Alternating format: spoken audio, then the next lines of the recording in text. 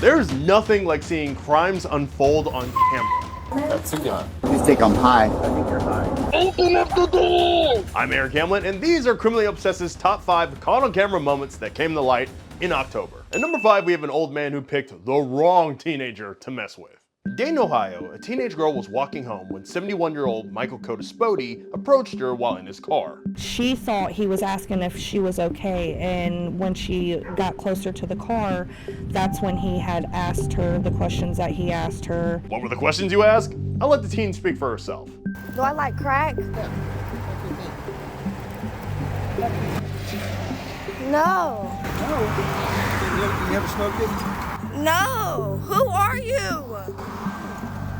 You just told me come here and you're asking me if I smoke coke, bro. I'm 14 years old. Oh, well, never mind then. No. You don't get to just never mind this like it didn't just happen. Codispoti tried to cover his face, as if that's going to erase the earlier footage of him inappropriately talking to the girl. But don't worry, she's not through with him yet. I am 14 years old. What the f?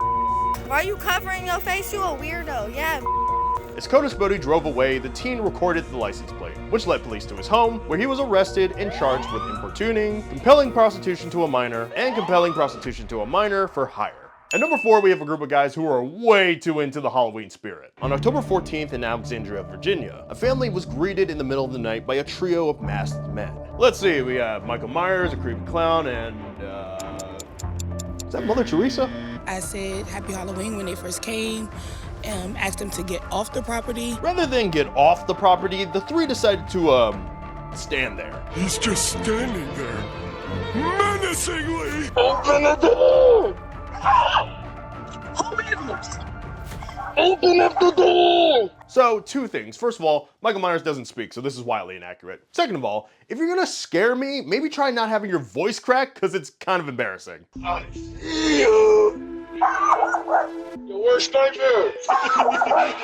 After realizing the family wasn't dumb enough to open the front door like in your typical horror movie, the trio decided to take things a bit further. So they hopped on here, they came through there, and that's how they entered to get to our door to be able to knock on the back door. In a wild turn of events, the trio tried their luck through the back entrance by nearly destroying the back gate, slashing the patio screen, and making their way to the door. Luckily, another family member arrived at the scene and managed to scare the trio away.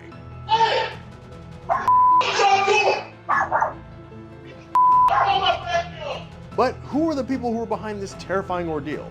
As it turns out, we find out 2 weeks later. Investigators discovered that the 3 masked individuals were related to the victim. An adult female suspect later confessed that her and her 2 sons and her nephew, early in their teens, were responsible for approaching the home. In addition, there were 2 adults and a child in the immediate area filming or standing by for the conclusion of this event.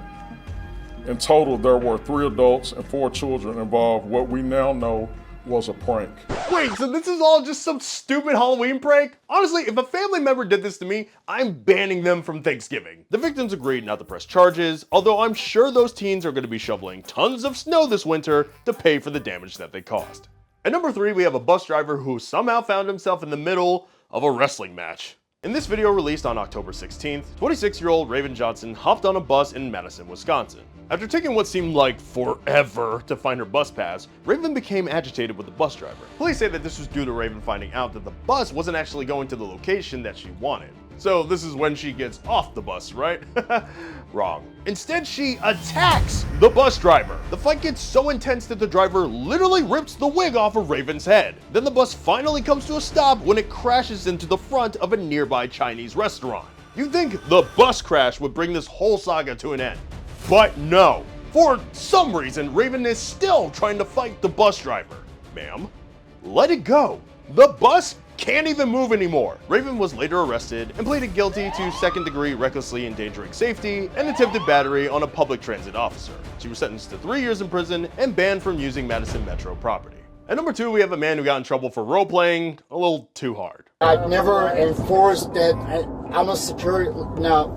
Never. I've never done anything like that. In this video released on October 21st, police in Bremerton, Washington had arrested 49-year-old Michael Scaletta. Michael was previously convicted in connection to a bomb hoax in North Carolina back in 2015. However, rather than making fake bomb threats, he turned his attention to playing a fake cop. Your charges today Uh-huh. are criminal impersonation in the 2nd degree, which is a misdemeanor, Uh-huh. and unlawful possession of a firearm in the 2nd degree, which is a felony.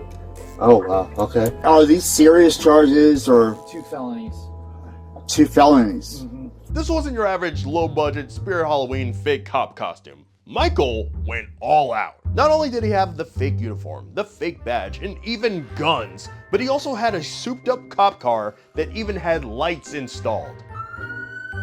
Honestly, man, with the amount of effort that you put into the scam, you probably could have done literally anything else that would have kept you out of jail. But maybe you should have spent a bit more time learning how cops actually arrest people. Telling me you've been a cop for 30 years and you don't know how jail buildings work? Well, no, it's different out here. Oh yeah, officer, it's totally different. At my precinct, we just let people go. In fact, we should try that, like right now. Now, you might be wondering why the hell Michael would try doing something this stupid. Well, the officer has a theory. My theory is that this whole pretend to be a cop thing down in Salvation Army is a opportunity for you to seize drugs from a local transient people. That's what I think. I think you're high. You think I'm high? I think you're high. Okay. That's your opinion, man. Hey Michael, maybe try not quoting the Big Lebowski when you're being arrested for multiple felonies. You know, that's just like your opinion, man. While officers don't know how long exactly Michael's been playing policeman, they do know that he had previously wandered onto the scene of an incident involving a dead body found in the car. He even gave commands to the local firefighters. If there's anything we know going forward, it's that Michael is definitely going to be up close and personal with the police for a long time after this. But our number one caught on camera moment for October had our audiences glued to their phones. Security officers at the Columbia Mall noticed a trio of suspected shoplifters, well, shoplifting. The officers waited by the exit and talked to a few witnesses before one of the suspects, 35-year-old Terry Fields, casually tried to walk by them. Stop. Turn around, put your hands behind your back. For what? You're being taken for theft right now, okay? Turn around, put your hands behind your back. I don't have anything, sir. I don't have anything for Alright, so we'll figure it out. Hold on, wait a minute. People still shop at JCPenney? They wound up taking Fields to the loss prevention office to be searched. And it was there that officers found something that I don't think you can buy at a JCPenney. Or at least I hope not. That's a gun.